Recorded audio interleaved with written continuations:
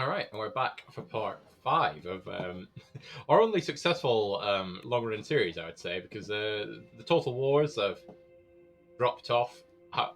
I'm not feeling Xenonauts, I won't lie to you. So it's going to be suzerain. I'll have to pick another slot for the next one. Enough of that nonsense. We're back. Security upgrade at Blue Mansion.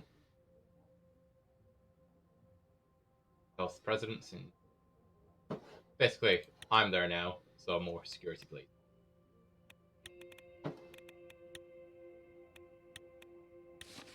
President evacuated amid security concerns. Works right. Okay, President Swift exit from gas on security concerns. President spotted landing at Blue State Mansion.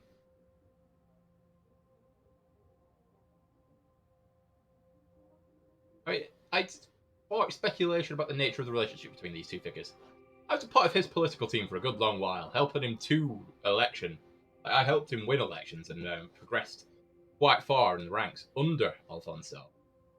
I then, when his popularity started to collapse, split off and went up and took the presidency. I am the next president after Alfonso. Like, we know each other. We've been on good terms. Maybe not, maybe they soured once I stabbed him in the back, but I mean, speculation. A bit much.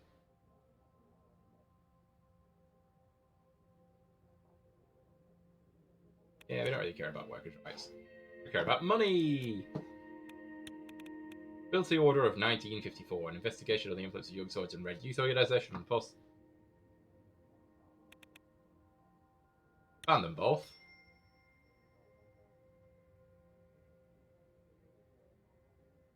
Is that a good idea? Did I do some things there? Provision of criminal political organizations. Yeah. Limit. No, okay. We've banned them, but we've limited human rights because they are just political organizations. Anti-government organizations, young swords and Red Youth, as a response to the recent political tensions. Legal forbidden to carry symbols, clothing, or any sort of identifying with either of them. Or risking at least 2 years in prison.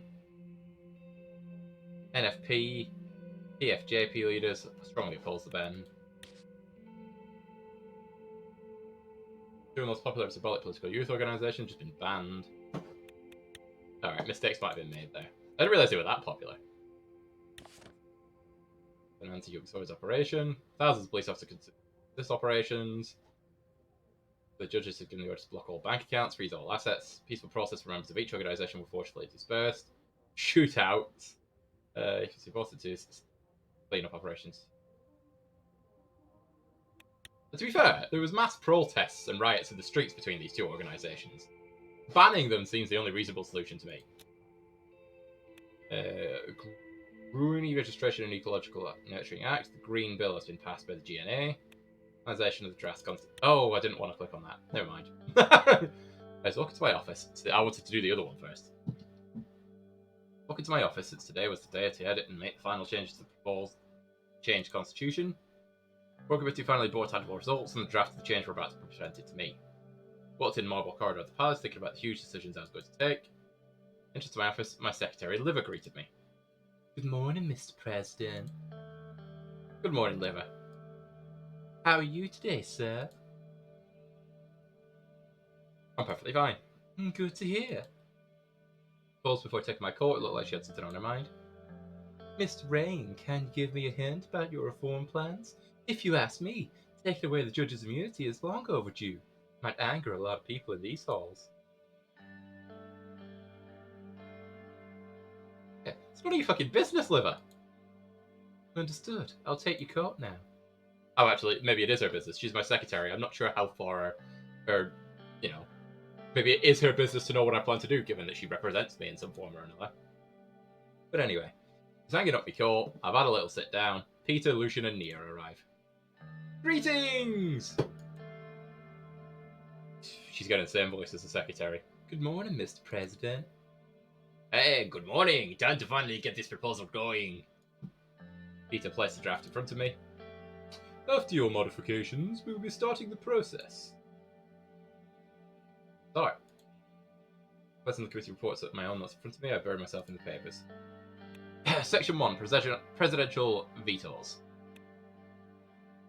According to Article 77 and 82, the President may veto a bill by returning it to Assembly with a written statement. The article did not contain any on how to override a veto. That's what the President has absolute veto that can be overridden.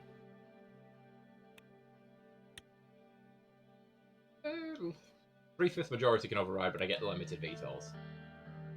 Or do we just remove the vetoes altogether? I mean, that would bring the Liberals over, I think.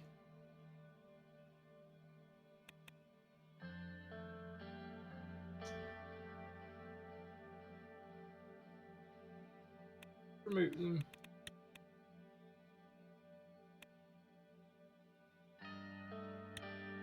Sod it. I'm that confident of my ability to control the party that I'm just going to remove the vetoes.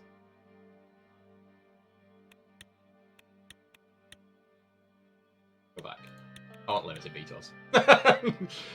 Constitutional amendment process. According to Article 5 of the Constitution, an amendment that's granted support of at least 150 initiatives by votes in the Grand National Assembly.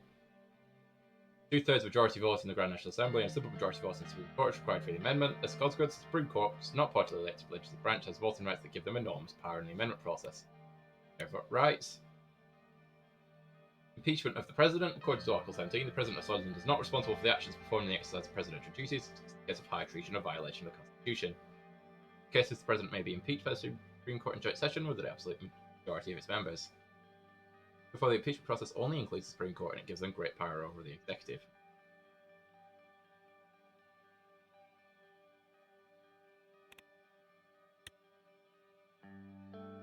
According to the Constitution, the President appoints the ministers to the Council of Ministers from elected members of the Assembly. We may introduce a confidence vote by adding the line, the President may nominate ministers, which will require a confidence vote from the Grand National Assembly for their appointment. Or include the Assembly more in the process of the Grand National Assembly may not nominate a list of ministers, which the President may appoint. Yes, let's have the Assembly nominate the ministers, but I will ultimately choose them.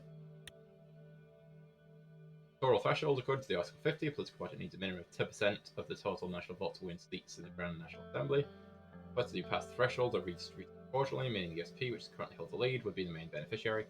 The threshold may allow the Workers' Party of Laudia and the Communist Party of Swaziland to be elected in the election.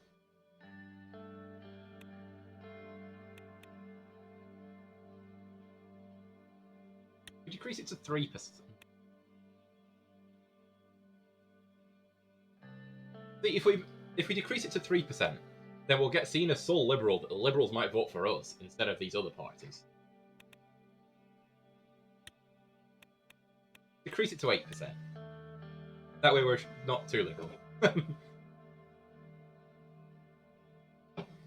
Presidential decrees. According to Article 18 and 51, the President is able to issue decrees on political, social, and economic issues that would carry the force of law. They could not contradict and are subject to judicial review. Therefore, the President may issue decrees in many subjects without going through the Grand National Assembly. However, the Assembly may pass legislation on the same subject to override presidential decrees.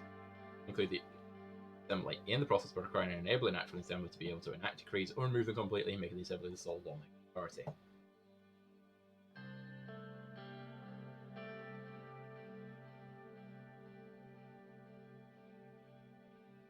Decrees requiring an enabling act.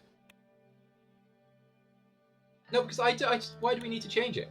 It strictly says that any law made by the Assembly overrides any presidential decrees. Like, I'm not... So I could say, for instance, farmers pay an extra 10% tax. I decree it as law, it goes through.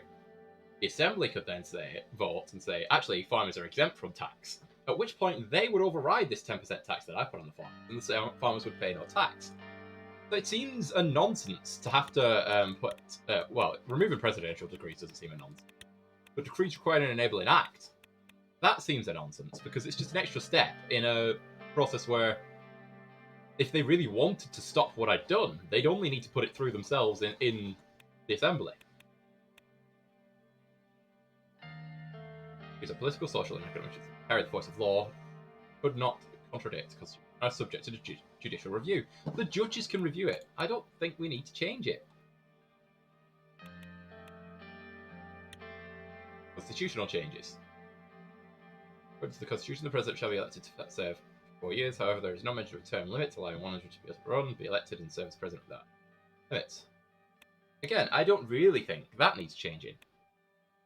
Because the people will vote for who they want.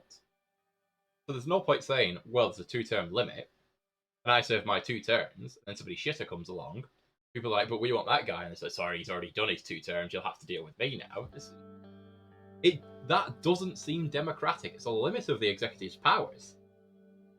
But that would be more in line with democracy, being allowing them to vote whoever they wanted. But we'll do a limit of 2 turns. Because it seems a bit liberal.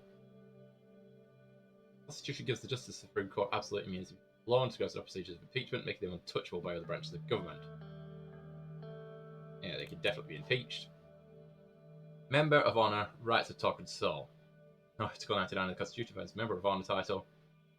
Next says the Member of Honor has absolute immunity and is considered to be a permanent member of the Grand National Assembly. They are given control of their own personal security team. Provided by the state's presidential guard, the member is also eligible to live in special private residence provided by the state for free. Every president becomes a Member of Honor after their service.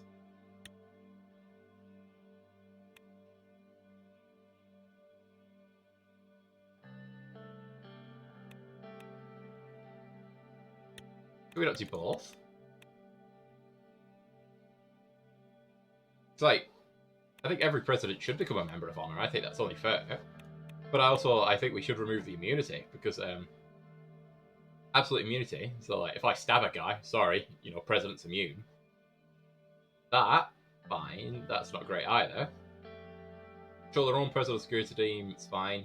Live for free, that's fine, I suppose. You serve the state, so the state will serve you.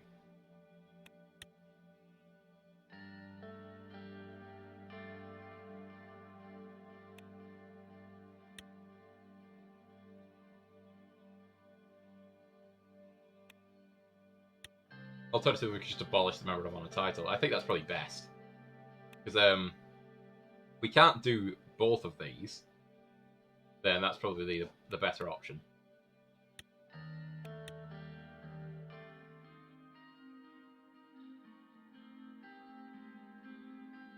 Looks like the amendments are ready to be proposed. But I have to say this. New electoral threshold will be really difficult for the party to accept. Our guys are not fond of that idea. That's true. It will be tough to get all of their support. Some of our members may try to openly fight against this. Make sure the party follows me. We will do our best to make it work, sir. Any other comments before we proceed? I will say that I do not agree with the new law that gives the Assembly the power to impeach the judges of the Supreme Court. I'm also against the Chief Justice and his obstructionist behaviour, but even if we get rid of all of them, new judges will be less independent with this law. They will be scared to go against the administration when it's needed. They need their protection to do their job, otherwise the new ones will be pawns just like Saul's old guard. But it's more important that we get rid of the old guards, Miss Morgana. After the obstacles are gone, we can strive to make it better. However, said to me, you have to be careful, Anton. I'm sure we will be fine, but with all that's happening out there, we'll need to prepare against these threats one way or another.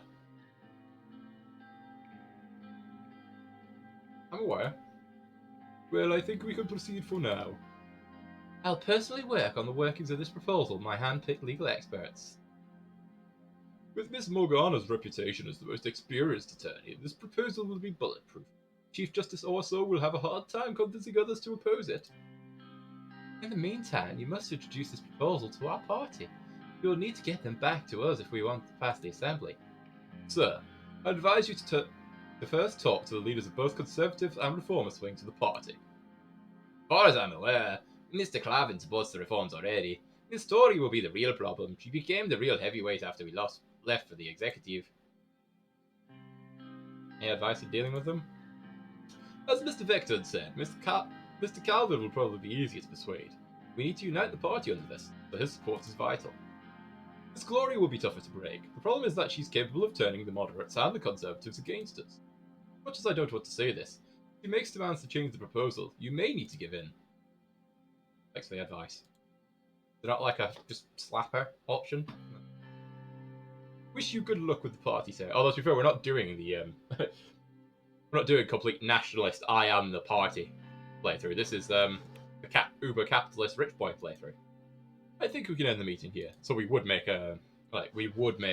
changes if we were pressured into it, because we don't want to seem weak and not get our bill pushed through. Yeah, you know. Oh, that's cute. Current proposal. There's been a lot of quality of life changes since last I played this game. Because I only played it once. I did a nationalist playthrough, as is my wont. And it was a long time ago, back when the game first came out. It was Party Elite, his playthrough on YouTube, that basically convinced me to get the game. I don't regret it. It's a good game. Everybody should get it. Have fun playing. Brain leading promised reforms. The sorts of plans underway, but the government starts drafting a reform package. Do something significant in the early days of each term. Right man for the job, as rumours circulate about 6 folks for the proposal of coverage report because of the PFJP. Thus that the institution was listening to the will of the people. Energy, and that's the EPA's potential. Okay. General Benfey Festival. Okay. Festival! Woo.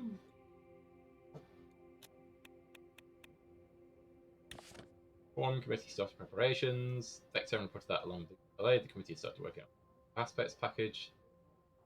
Signatures. That'll be fine. Right. Rooney regeneration and ecological nurturing assets. Just a direct sign, but let's read it. Oh, mine's one government budget will be in a deficit. Green has been proposed by the Assembly, aiming to encourage a more sustainable approach to industry in Groony. One act would propose stricter regulations on industrial pollution and waste disposal, particularly in the Groony region. Businesses not complying with these new standards may face hefty fines, the revenue from which would be invested back into environmental recovery projects. She proposes to offer tax breaks to businesses that can demonstrate a significant reduction in their environmental impact over time. Investor funds created for eco. Yeah, fine. Oh, we can go into a deficit! Oh, that's exciting. Deficit! Deficit! We're going to ruin the economy, everyone. I'm on camera there, looking all sexy, and then move the camera anyway, like it. Again. Lachhaven, Whole Sword. Use. Inside the Green Knights has been met with skepticism. The signs, victory for the environment. There we go. The radicals like it. Meeting of the energy people, or dinners with business council members. I feel like meeting first, dinner afterwards.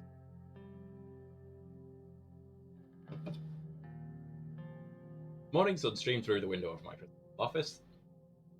Imminent meeting loomed on my agenda. Quarter of an hour, I was set to discuss the Energy Protection Act of 1932 with Ministers Graff, Hull, and Wiswick. The recent abrogation in the Grand National Assembly, coupled with the ongoing dialogues with Gasson, has only served to amplify the discourse surrounding the legislation. Sipping my morning coffee and enjoying a quiet moment of solitude when David arrived characteristically early. A very good morning to you, Mr. President. I trust I'm not imposing by arriving ahead of schedule. As told David, on the contrary, I've got an extra few minutes to strategize before the meeting. I'm relieved to hear that, Anton. I departed earlier from my apartment nowadays, as the stairs of the capital have become more of a challenge than I would like to admit.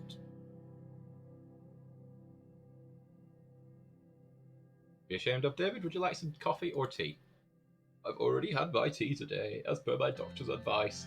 She suggests chamomile in the morning and sage tea in the evening for optimal health. Listening to the doctor does bring me some comfort. It feels as though my throat has been refreshed thanks to her. Gaze drifted, locking onto some. A colossal zeppelin traversed the sky above the maroon district. For a fleeting moment, it blotted out the sun before gently veering to the left, letting light flood the office once more. Ah, I still remember the first airship in Swordland.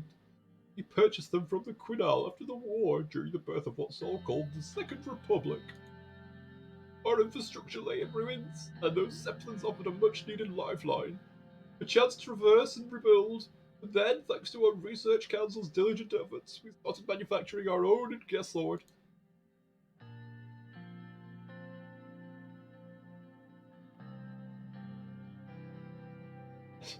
I liked one of the options there was, do you think we leaned too much on the Zeppelins as our transportation option?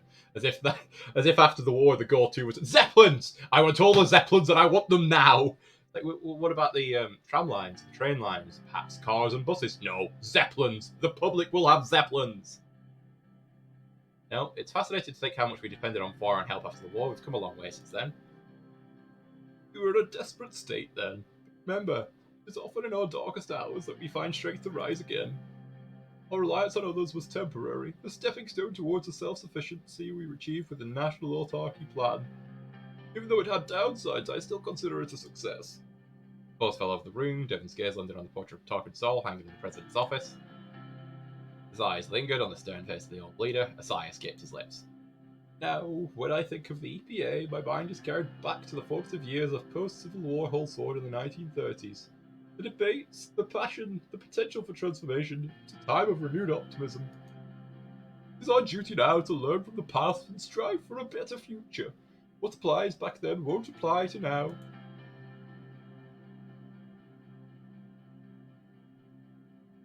See why the Energy Protection Act was so crucial at the time. Safeguard our energy sector from foreign interference, especially in the context of post-Civil War economic situation. Yes, the EPA helped ensure the sector remained under our control, limiting the extent of ownership of foreign powers such as Rumberg or Lesbia. Despite the controversies, it was crucial to our recovery and has helped us maintain our energy independence to this day. I did not agree with all the measures enacted by the technocratic government of that era, but some were undeniably effective. In the end, it took a collective effort to reassemble our nation's fragmented pieces. I'm sure you remember those dark days yourself. You crossed paths with Herman Ecker at Halstead State University, didn't you? He was a mentor to many. I recall our discussions about the future at Calabracalahaven with him and Heron Garcia. It's interesting how those academic days shape our perspectives, isn't it? I am sure at least some of my wrinkles today were a direct result of my non-stop debates with them. David turned towards a large framed portrait of his father, Arturo Sante Whisker, hanging on the wall, painted with rich warm hues. It captured the first president of Switzerland in his prime. Oh. Oh. A spark, I didn't realise his dad was the first president. A spark of determination gleamed in his eyes and his mouth, setting a gentle, firm smile, a reflection of his belief in a better future for our economy. Country, even. Which, our economy would be linked to the country.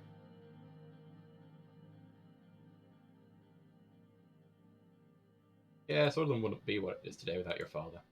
Yes, my father's leadership laid the foundations for the Sutherland we know. His policies were aimed at building a secular and democratic state where every citizen's rights are protected. He believed in a Sutherland that was modern and forward-looking.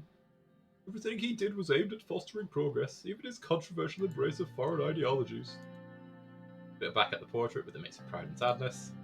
In a way, Tarquin Sol did carry on my father's legacy. Under his leadership, we transitioned from a military government to a civilian one, and experienced our first multi-party election. Over time, he drifted away from the ideals of reform and progress that my father held so dear. His visionary zeal succumbed to the more pragmatic, more conservative, and sometimes even regressive dictates of political survival.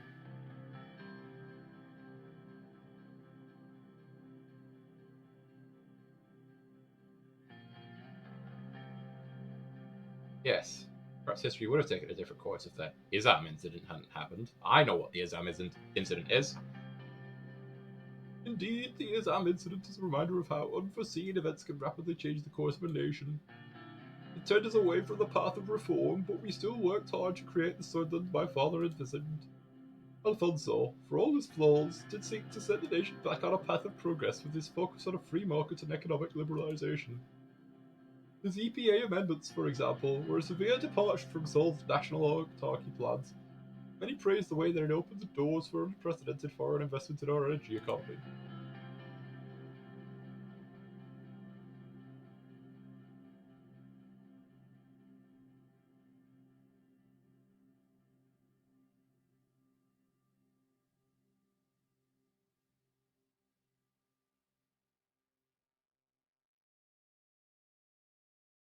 Yeah, the nap.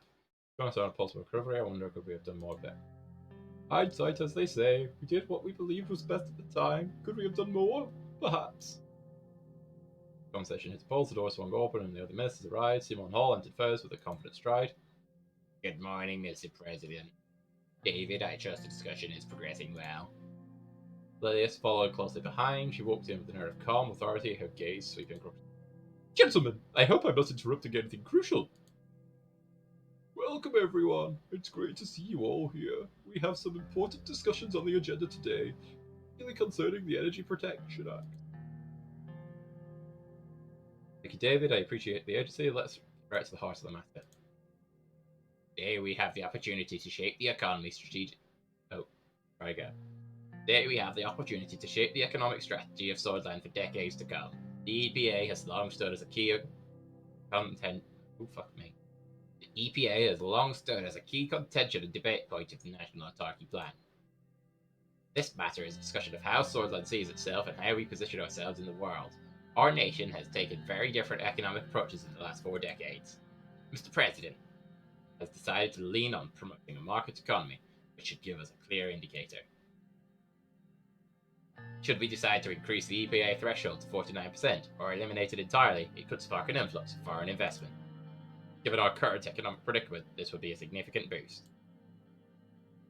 Promoting a market economy does not inherently translate to prosperity for all. It can lead to a concentration of wealth, with the rich getting richer while the middle and working classes struggle.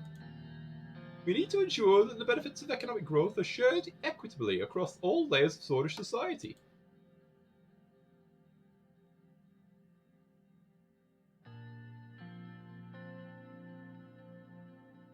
I believe a free market fosters competition, which ultimately leads to innovation and economic growth. That's what a rich boy would say. I understand your point of view, Mr. President. You must also consider the potential pitfalls of unregulated capitalism. Have a shot. Question me. But no, wait. No, we're not doing that kind of run today. Or, well, never say never. Mr. President, Lilias shall... Mr. President, Lilias, shall we return to the subject of the EPA? Our current version of the Energy Protection Act dates back to 1949. President Alfonso's amendments raised the cap on foreign investment in Swedish energy companies up to 20%. In my view, it was a necessary step to attract foreign investment and stimulate our economy. We must remember that Swordland was facing an economic crisis during his tenure, and these changes provided a lifeline for our energy industry.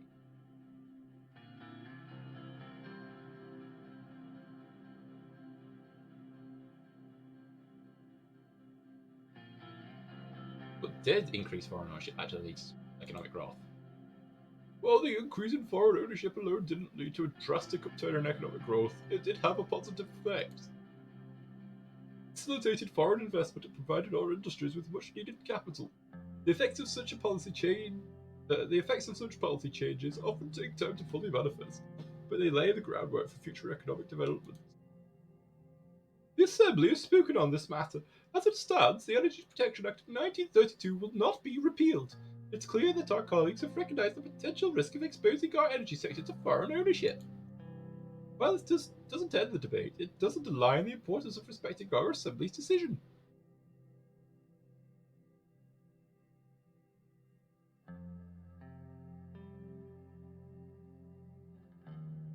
Yeah, the Assembly's made a decision, but that doesn't mean they'll stop advocating for what we believe is right. I respect the decision of the Assembly, Lilias. However, we mustn't allow this setback to deter us from exploring the best possible options for Swordland. The global landscape is ever evolving, and we must adapt accordingly. It's also important to remember that the Assembly's decision is not the final word. There is room for further legislative efforts and executive initiative. When it comes to the Energy Protection Act, I believe we should consider complete removal. If not, at the very least, we should increase the threshold to 49%. I'm sort of favouring that, so the foreigners can never have a majority share in our country. This would undoubtedly attract more foreign investment and strengthen energy institutions such as Gazprom and Swedish Petroleum. I'm sure you're right about that. We have to remember that we're dealing with national security as well as economics. Reverting to the solely or 10% limit or keeping the law as it is would be a safer approach. We cannot risk our energy infrastructure falling into foreign hands, especially not to Rumberg. I see merit in both your arguments. Yes, we need to consider protecting our national security, but we also need to consider the economic implications. Perhaps a mixed approach would work best. What if we increase the limit to 49%, thereby attracting foreign investment while maintaining Swedish control over critical energy sectors?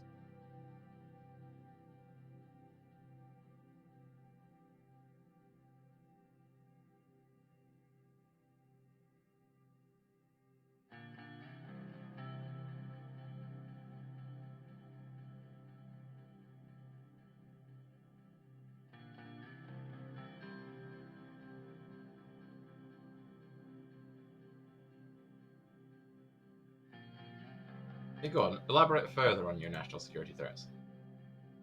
The national security risks are significant. Foreign entities could use their stakes in our energy sector as leverage in diplomatic or economic negotiations. National security risks are always a concern when discussing foreign ownership. That's why it's crucial to have thorough vetting and monitoring processes in place. Don't forget about the importance of economic security. In a globalized world, economic strength can be just as critical as military might. Yes, it's essential to maintain strict oversight and regulations to ensure national interests are compromised.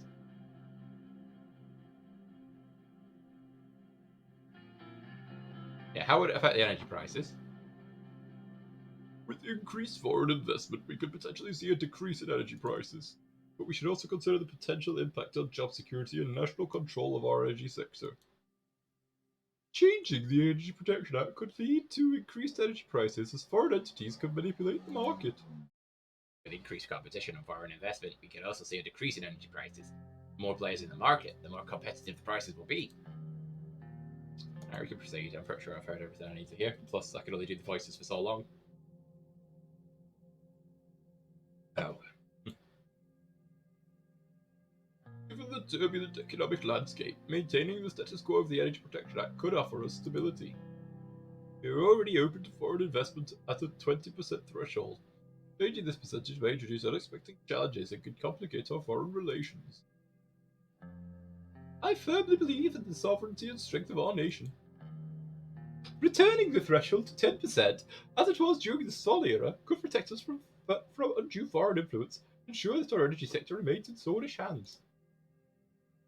Increasing foreign investment could significantly stimulate our economy. A careful increase to 49% could be a balanced compromise, signaling to the world that Switzerland is open for business, while still retaining majority control of our assets. We must consider the far-reaching implications of our actions. Today's decision regarding the EPA will significantly impact Gazprom and other corporations in the future. Regarding Gazprom, our co-investment with Riza allows us to distribute the financial burdens and mitigate the risks. This decision promotes regional cooperation, aligning well with our fiscal policies.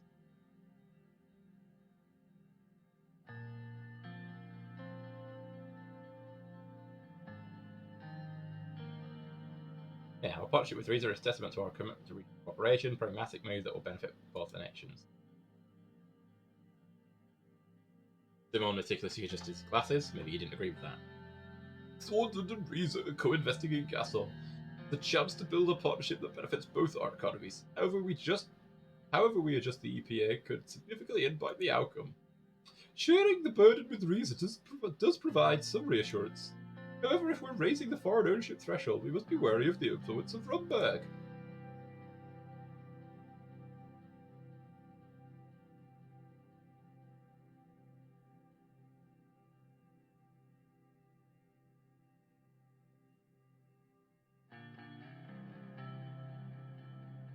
While your points are valid, Lilias, we can't ignore the potential economic benefits. Raising the threshold could attract more investors. I understand the potential economic benefits, but we can't compromise our sovereignty for profits. Increasing the threshold might attract more foreign investors and increase the value of our stake. Of course, we should ensure that Swordsman's interests are safeguarded. Opting for a more balanced approach aligns well with our objective of maintaining positive trade relations without compromising our sovereignty.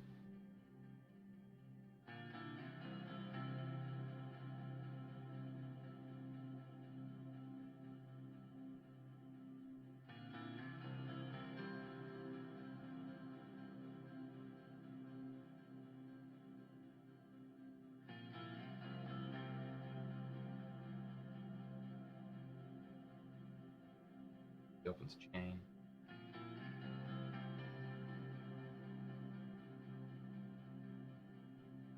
I'll try that. A more phased approach. I would say we've covered the implications of your EPA decision. Thoroughly, Mr. President. Our actions should be guided by the best interests of our nation. President, it's time for us to make a decision. What will we do with the EPA? So we will increase foreign ownership threshold to 49%. Balanced approach will serve as well. It's going to attract significant foreign investment. A substantial increase. I feel we're opening ourselves up too much. Doors to the room opened, leave us in a carriage tray laden with an assortment of beverages. A little clumsy as she moved around the room, refilling cups and glasses with tea, coffee, and water. Excuse me, gentlemen, madam, I brought refreshments.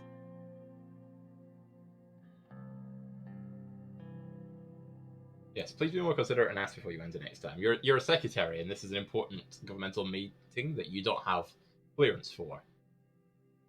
I'm sorry, I will. I thought the meeting had ended and wanted to refill the refreshments. As she finished serving the beverage, Leva retreated towards the door. She glanced around the room one last time before quietly backing out. The meeting resumed, our conversation growing slightly louder over the clink of cups and glasses. While we are here, I will inform you all that I've been lending my expertise to Minister Bainiwal in relation to the Workers' Rights Bill.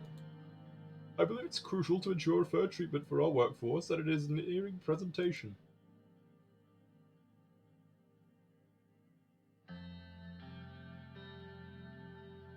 Workers' rights are important, but we need to ensure that the bill doesn't introduce excessive regulations that can stifle our businesses.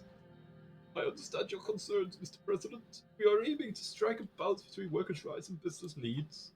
Agreed. The last thing we need is to overburden our businesses with regulations. Regulations are what prevent our businesses from exploiting vulnerable citizens, Mr. Hall. Anyway, I've been working on our upcoming term budget meeting and a proposal for business taxation changes. Specifically, we're considering a range of 10% tax range for small to medium enterprises and large corporations. It would be a significant move for our economic landscape.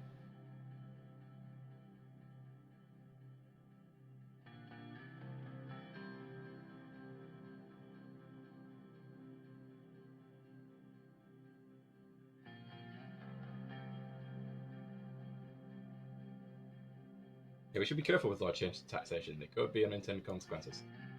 Your caution is well placed, Mr. President. As a proponent of global trade and economic cooperation, I too believe we should be cautious about imposing excessive taxes on businesses. In light of the economic challenges we face, increasing taxation could provide much needed revenue to support crucial public services and social welfare programs. Ministers rose from their seats, the late morning light spilled into the room through the ornate windows. Need to signal the conclusion of the meeting.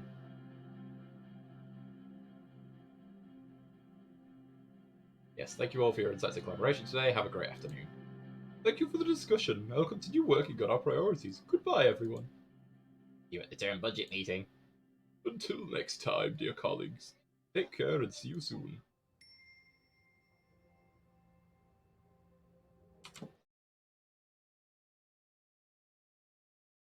I don't think I need to close. Curious how much background noise is being picked up because walking by and not quiet folk. EPA increase, a risky endeavour. Goal to 49%. Growth. Go to economic prosperity, so quite a lot of people support it in the papers. Balgan farmers seek support. Stuart is falling behind. Minister of Rural Development, Gus is touring Bruni and Borney as part of his Rural Development Plan. Gus is knocking it out there. Untap coal reserves. That goes to Mobile. Lauren consider region. You like coal reserves, though. Agricultural growth potential. Renew Isam remains. Former Black Battalion members have been banned from the site. British Armed Forces officers.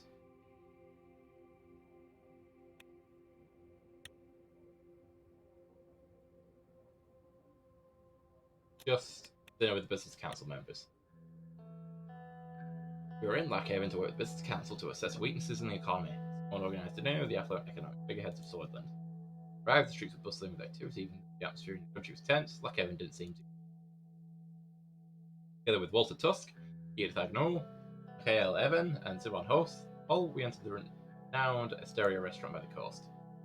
Bland man, who's embroidered pocket red manager, greeted us with desire and excitement as he told us how pleased he was to have us in his establishment. With pride, he led us to a private room and got us seated at a large table, covered for the occasion with a maroon tablecloth. We were quickly served by a group of servers, whilst spoke as they started taking our orders. I recommend the Lockhaven salmon of this place, President. I know that you're from Lockhaven, and I bet you haven't tasted anything like this before.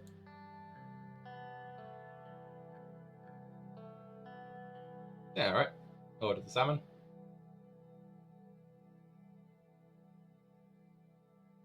Salmon with rice. That's the glass in front of each of us, and serve the bread and water after they take yours. They quickly let us along in the private room. Mr. President, I didn't have the possibility to thank you for coming today. Your presence means a great deal to us. Indeed, sir. It is an honor to dine with you. Great to be here with the Business Council. We should thank Simone for organizing this meeting. No need for that.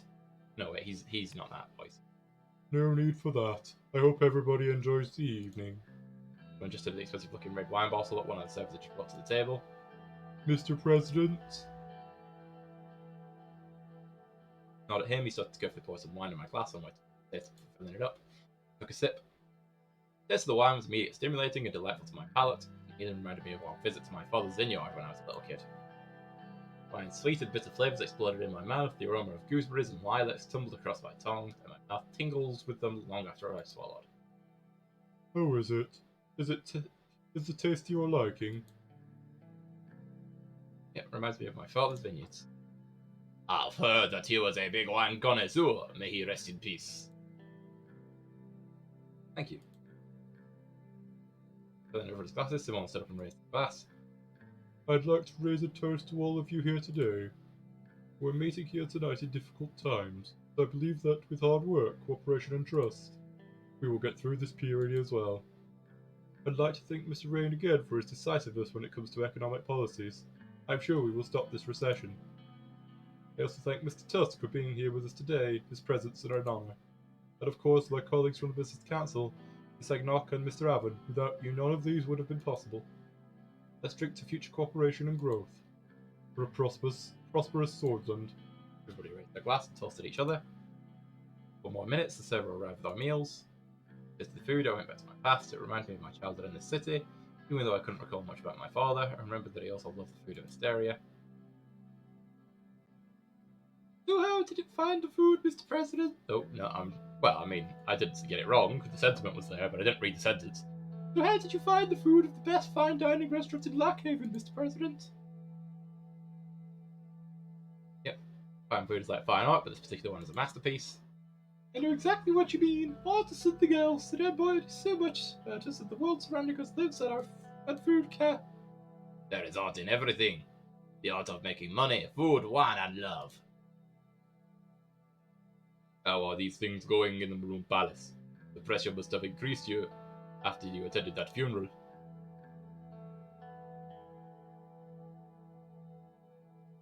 Tough, but our work on the new constitution continues. We all hope so.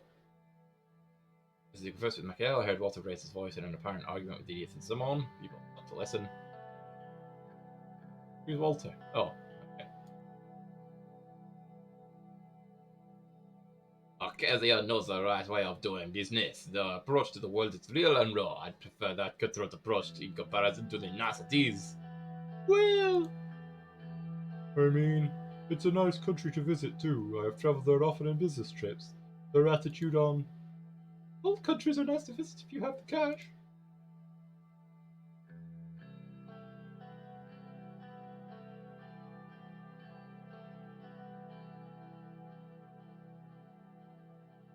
It certainly depends on what you are looking for. Culture tourism doesn't require a fancy hotel. Last time I went somewhere for that sort of thing was at the university, and even then we had our wild times thanks to Conrad's connected entourage. Also, Walter is taking us down the rabbit hole once again. By the way, I saw that underhill construction has already started with the railway construction. That project will surely boost our economy. The mood is already very positive. The relief package was also a great investment. It has already saved many businesses from declaring bankruptcy. I have to congratulate Mr. Rain for such major projects. To support Mr. Raven. Of course. Mr. Hall also deserves credit, of course, our great economic minister. Is there a joke coming? Why, I thought you said you were great at economy. He laughed. I heard that you bought a new villa, Simon. I don't comment on rumors, but I'll make an exception since we are among friends. It's true.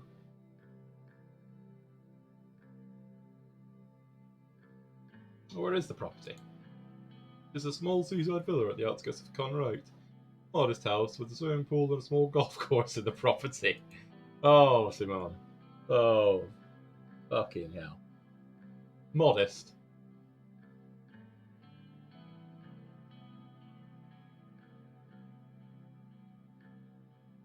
Great assisted by real estate agent.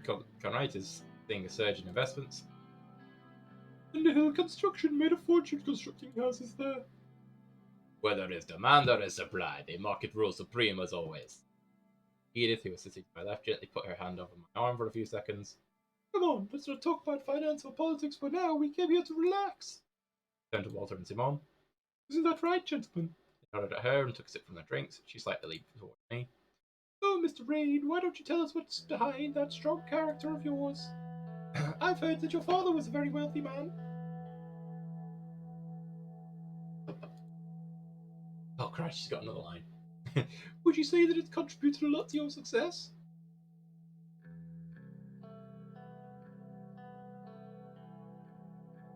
Well, it helped.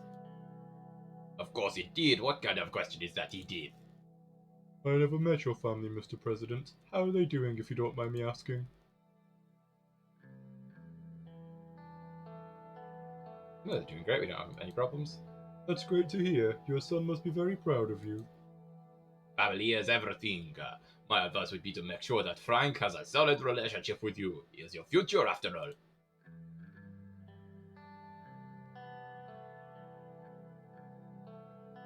Go through that teenage period. It's difficult to connect with him. He's a little shy. Wish that was my son's biggest problem. Darren seems to be doing fine. I saw that his yacht party at Benfey made the local news. Well, the rascal didn't even ask for permission to use the yacht and just took it. He basically stole it. Good news is that I finally convinced him to go to university. He will study economics in Lockhaven Business School. That's a good choice. Having a degree in those lands separates you from the rabble. We will especially need more people who understand economics. Maybe your son will be a great future economic. I wouldn't count on you. I agree that we need more economics. But I agree that we need more economists to enter the politics. Thankfully, we have a president who seems to be as well versed in economics as Alfonso. It is to me. I am very confident in your abilities to fix our recession. Yeah, yes. Don't pay any attention to the government budget.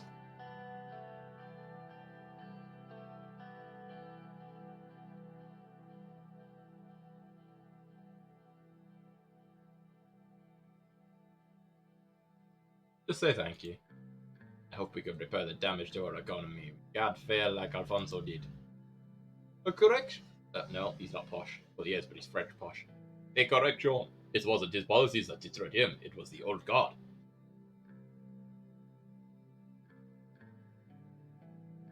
What was their big threat? He threatened their economic power base over the country through the fast privatization plan. They removed him and backed you after. Walter, stop with this conspiracy theory. I think we've had enough drinks. Everyone went quiet. After a long silence, followed by some chit-chat, Walter ordered a bottle of whiskey. That's one good-looking bottle. Waiter brought one of the finest Arcadian whiskies. It was time for a toast. Toast.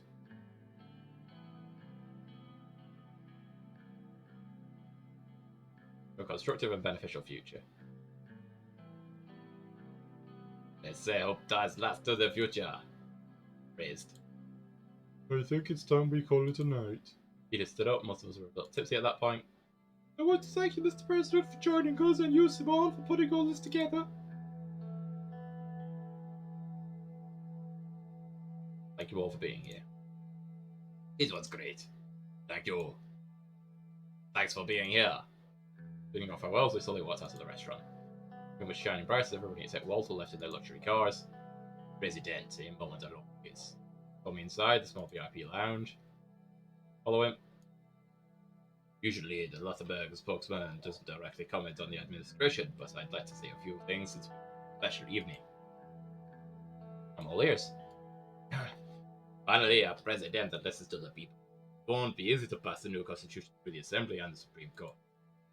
We could help you get it through if you in return help us with a few economic requests. Walter list and took a few tracks before continuing.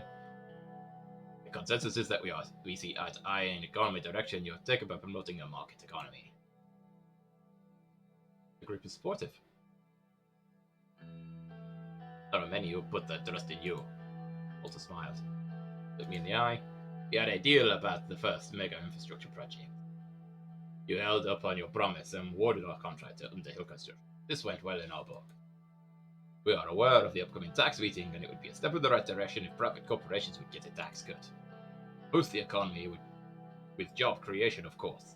And the positive side would be our support to the administration through the entire term.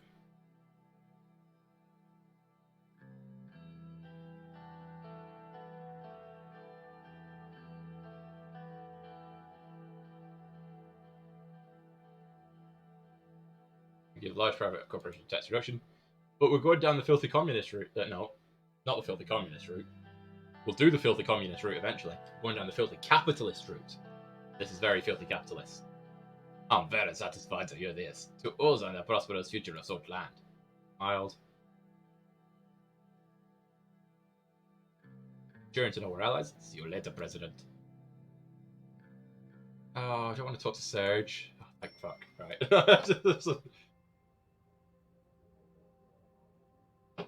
Serge the boring everyman. What's on? What time are we on? How long have we been? Ah! We'll have a look at the news. Bill on the rights of workers being drafted. Doesn't meet with the Business Council.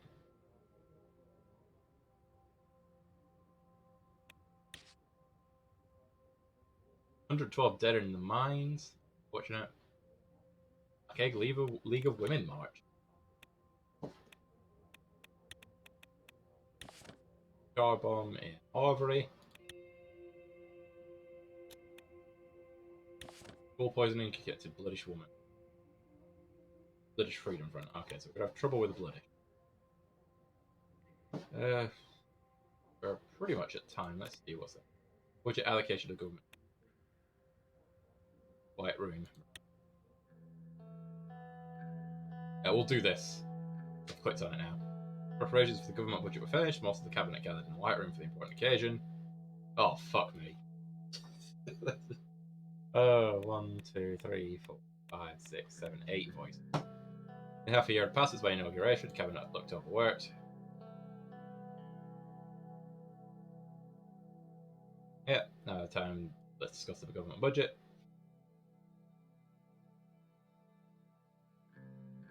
What the voice I do? I'm quivering in my loafers with excitement, Mr. President. Dudley, Peter Vector, Gus Manger, and No, that's definitely not his voice. Dudley. No, also not his voice.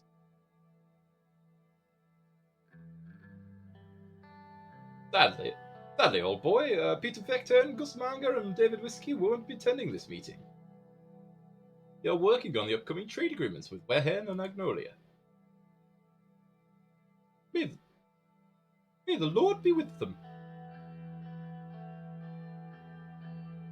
Before we begin, is nobody going to mention the ban on the Red Youth and the Young Swords? However much their particular aims might differ from our administration's, surely you must agree that freedom of expression must be at all costs. Miss Morgana is right. I myself align far closer to the Red Youth political than the Young Swords, but I believe that both. Broke off as she noticed that Lucian, Simone, and Eosif were looking at her in near and stony silence. Ladies, let's leave the extraneous chit-chat for afternoon tea. I shot a pleading look at Lilias, who merely pursed her lips disapprovingly.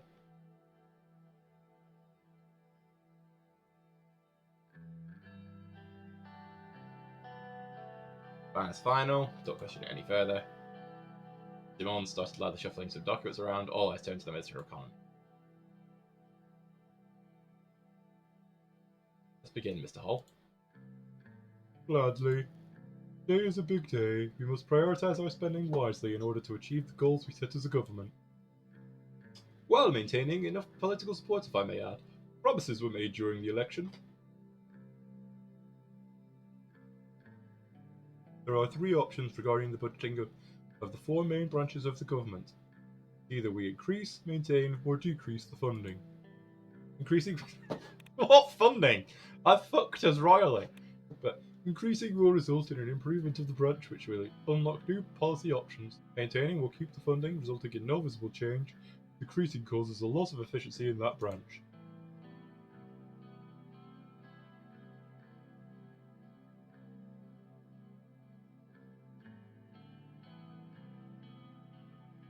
We rely on private sector forces.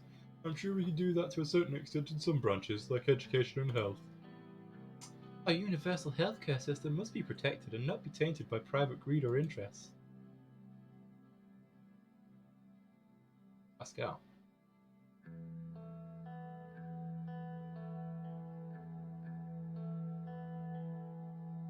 We need to be considerate when making such grand choices that have ripple effects.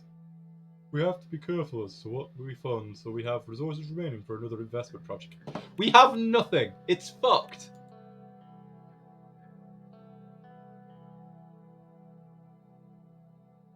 Get true to the electoral promises, I can't remember what they were. As much as we realistically can if we fail at improving our economy. That promise doesn't mean much in the big picture. Before we begin our discussion, there is one more thing that I want to voice my opinion on. We manage the government budgets, we can go into debt to invest in different branches.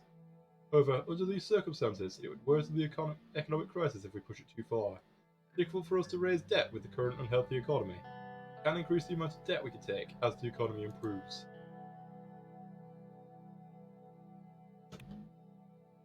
I mean, we somewhat stabilise growth. Spend as much as possible to achieve growth. The stimulating strategy could have positive political effects with increased support. Given the current state of the country, improving economic situation is a political priority right now, more so than ever. We want to win the 58 election. This budget will also be applicable to our entire term. It's very critical that we plan correctly. Let's begin then. Which branch should we discuss first? Do the military first. What is there to hear about? I already voiced my opinions. Rumberg is coming whether we like it or not. If not this year, next year, year after that. President, you and I have shared a responsibility to protect this nation from its enemies, and I intend to do so until my last breath. I say this with certainty. If Rumberg doesn't make a move against Swordland in 2 or 3 years, my name is not Joseph Lansera. He needs to lose control of the volume of his voice. Unfortunately, it's going to be the same with my commentary. There can be no argument against increasing the budget of our army when there is an enemy on our doorstep, waiting for us to make one wrong move. Anyone who thinks otherwise is a fool. Mr. Lancia. Right, pardon my theatrics, sir, but this is a serious matter. The future of our country is up to you, Mr. President. Well, here's an argument. The armed forces does nothing but eat away financial resources destined for our people, while stoking fears for an upcoming war.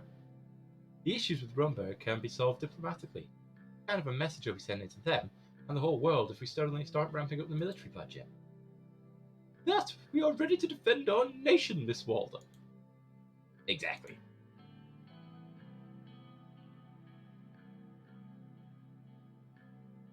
I need to be as diplomatic as possible. Law enforcement.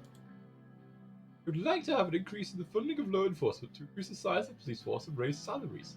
There's so many internal threats to tackle, and I'm already stretching my units far too thin with the limited resources allocated to me. Nia clears her throat. Law enforcement is clearly certainly a high priority. However, I feel tackling internal corruption is of far higher importance than increasing our police presence. Directing the funds up to my department would solve the problem at its root. Corruption is still rampant. All the police in the world wouldn't help us. We need a specialized anti-corruption police unit. Created, the funds were directed to me. I agree with Miss Morgana. We should not reward a structure that is responsible for an ever-increasing number of human rights violations. Additionally, corruption is the reason of our government inefficiencies. needs to be tackled. The police are there to serve and protect the people of Swordland, Miss Walder, and that is exactly what we are going to do. More funding will allow us to take care of our police force. Quite a simple choice, given the current status of the country. I must also remind you that we promised to focus on security and law enforcement during our campaign. Can't go back on our promise to the people. But healthcare. Got one I did for him again. Our healthcare system is vast and provides free services to most of our citizens. However, the quality of our health services is far worse in low-income and rural areas. Therefore, I think we should more funding address this disparity. That hurt. I agree. Oh, wrong voice. Or right one. I agree. I have recently begun an investigation into healthcare in Norbel, and the numbers are not too good. We don't increase the spending on healthcare services. We at least need to maintain it, otherwise we are putting lives at risk. We've just started a new analysis on what would happen if a pandemic struck Swordsland. According to the results, if our healthcare facilities remained in the current state, the death toll would be unimaginable. Not even talking about the damage to the economy. A matter of life and death, Mr. President, and it should be treated as such.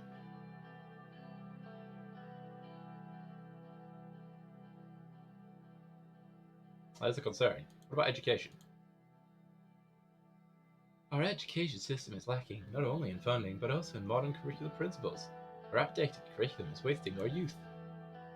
That is the reason why I advocate two things: an increase in the budget to improve access to education in rural areas, and a new education reform. To be honest, Swordsland is lacking compared to Arcadia and United Contra when it comes to education levels. The backbone of any country is its people, and we need to protect our future.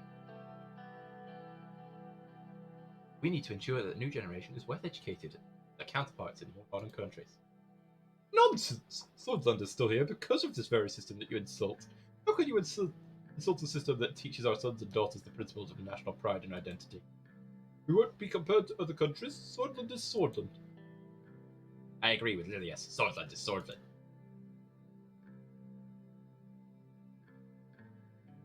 It's high time we invest in education and internet reform.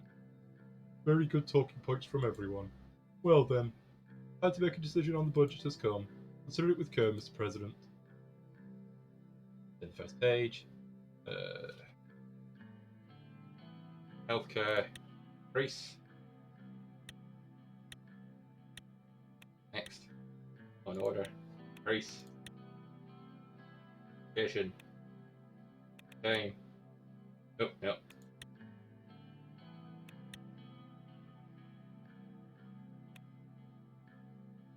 Oh, we don't really want to. Like, we are going to get invaded.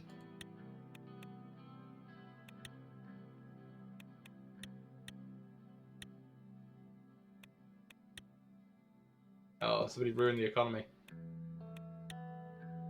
Right, law and order is a must.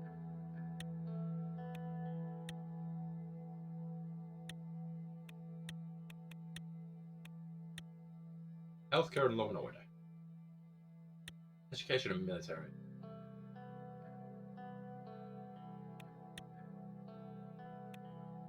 I don't really want to drop education.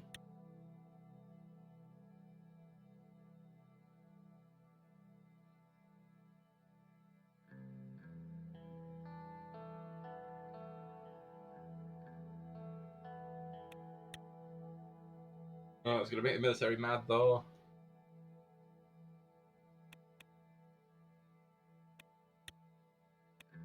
Fuck it.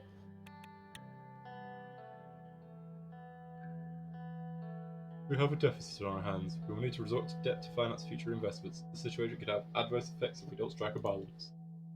Agreed. Well then, let's start with law enforcement. Nia and Lilias were both smiling. Thank you for this decision, Mr. President. I knew you would see reason on this. Our internal security threats are all-time high. I still disagree with Miss Graff on how the money ought to be spent, but the increased funding is certainly a step in the right direction. Any statements on the matter, sir?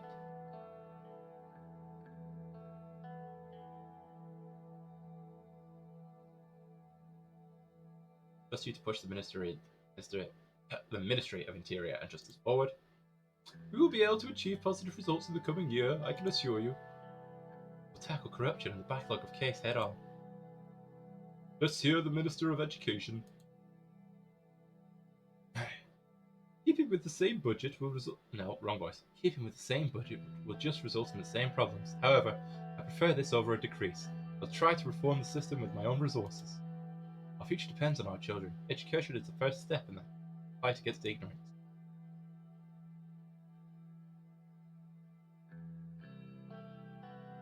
Perhaps please and passion today with you make necessary changes for improvement.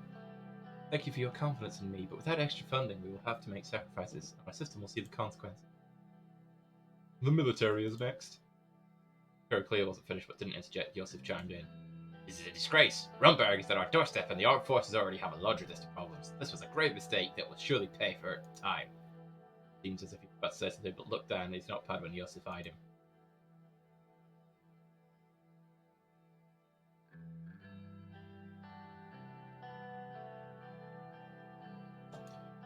Your talent and expertise will overcome the issues our military faces.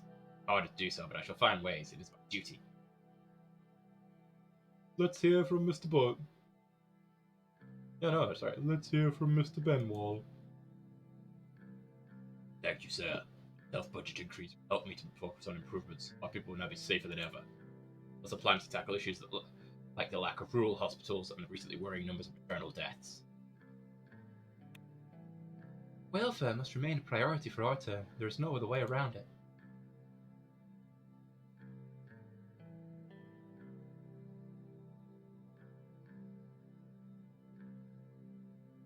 It feels invigorating to have the weight of the government behind my cause. That covers all branches. Each minister will approach you with their respective policy requests and expectations over the next year. Thank you for your time and participation in this significant moment. The meeting is concluded.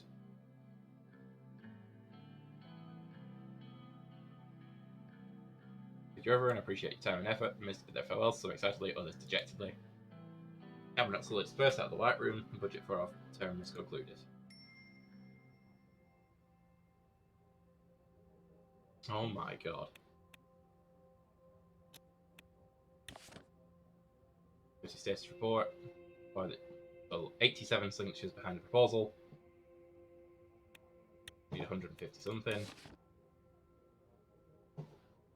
Yes, the budget has been decided. Cuts to the military will help the economy. I think. I click continue. That's the end of Act 1.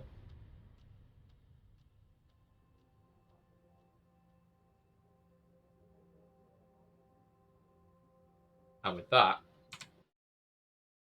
that is the end of this part. It's been quite good. We've ruined the economy. What more could you want from a government? Hopefully you've enjoyed it. I'll see you on the next one.